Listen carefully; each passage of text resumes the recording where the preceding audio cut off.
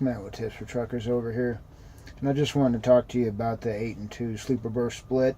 Since everybody's on E-logs, almost everybody, this is something you could really use towards your advantage. Now, there's a lot of misconceptions about the split sleeper. You know, some people tell you never to use it. Some companies tell you never to use it. There's people that will tell you to use it all the time, and they're both completely wrong. There's a handful of situations, probably about 3, where you could use it towards your advantage. Now, what the reason they started the 8 and 2 sleeper is for team drivers. You know, you could see why you could use it as a team driver, but I don't have any experience team driving, so I'm not going to give you any ways to use it for team driving in this video. But if you're a solo, here's a couple ways that you could use it towards your advantage. First of all, okay, let's say you're at a customer, it's towards the end of your day. You're at a customer and they're taking a long time. Let's say it's Cisco or whatever, or U.S. Steel, you know, and you know you got a tarp, you know it's going to take at least 2 hours. Well, put yourself in the sleeper as soon as you get there. I always put myself in the sleeper when I go to a customer because I don't know if it's going to take a long time.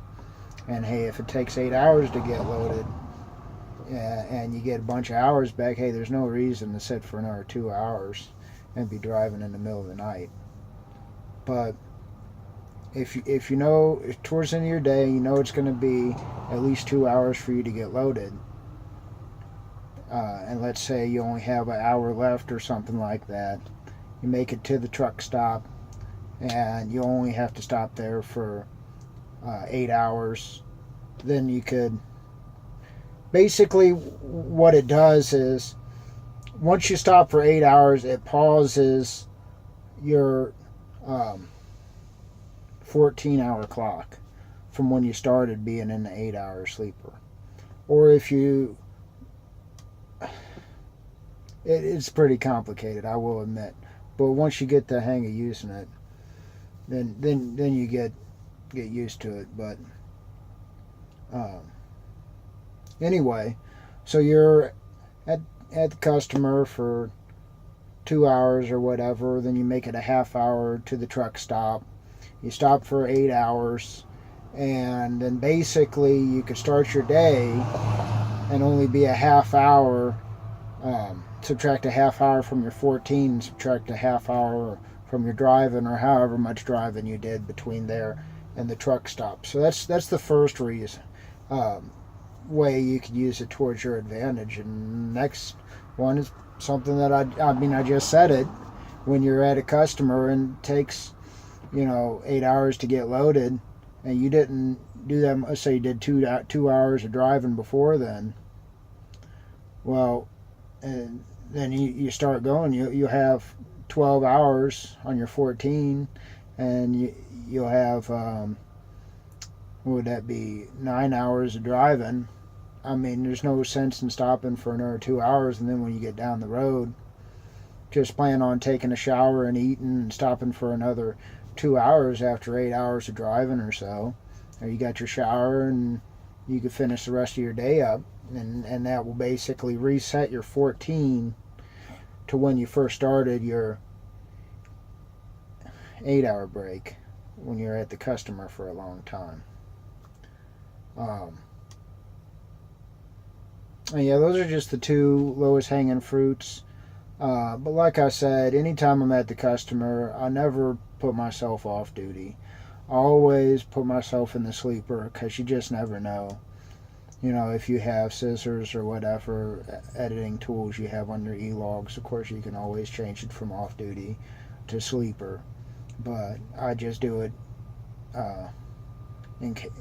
just in case. But any E-log that I've ever used, which I haven't used many to be honest, I haven't been on E-logs for that much in my driving career. It will help you. Let me see if I can show you. I've been in a sleeper for almost a little bit more than an hour right now. Zoomed in. And your E-log will kind of give you an idea of what's going on. Like, here's my 10-hour break, and I only have 8 hours and 40 minutes left on that.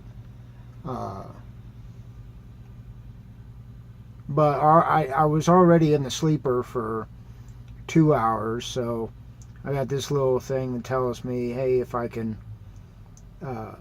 be in a sleeper for 8 more hours, then it's basically, a 10-hour break, minus the driving I did in between there. But hey, I know this was a long video, longer than I usually do, and I'm kind of ranting here, but it's very complicated, and you really don't understand it until you start using it. So just play with it. What's the worst that could happen? But hopefully this gives you an idea of how to use it. We'll see. Hey, let me know in the comments if you have any other tips about an 8 and 2 hour split sleeper. So anyway, you guys have a nice day. It's Matt with Tips for Truckers. See ya.